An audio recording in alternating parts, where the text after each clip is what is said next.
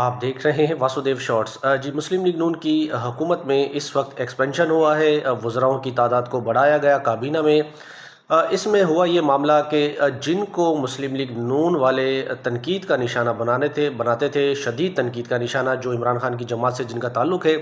اب انہی لوگوں کو کمپرومائز کر جو ہے وہ کابینہ میں شامل کرایا گیا۔ اس میں پرویز خٹک صاحب ہیں،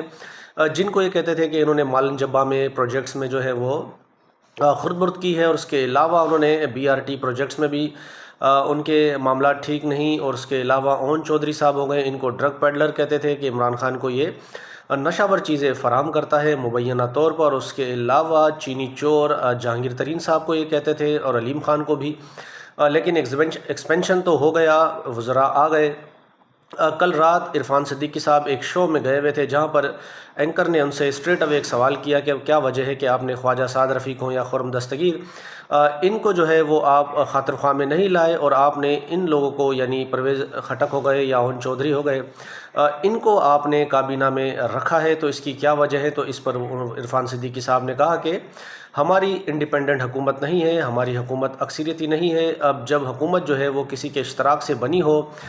جو ہمارے پارٹنر ہوں، تو پھر اس پر جو ہے وہ سیاست جو ہے، یعنی 2+2 4 کا کھیل نہیں رہ جاتا، پھر ہم کو کمپرومائزز کرنے پڑتے ہیں۔ یہ عرفان صدیقی صاحب جو نون لیگ کا بیانیہ بناتے ہیں، انہوں نے بالآخر یہ اعلان کر دیا ہے کہ مسلم لیگ نون کی جو حکومت ہے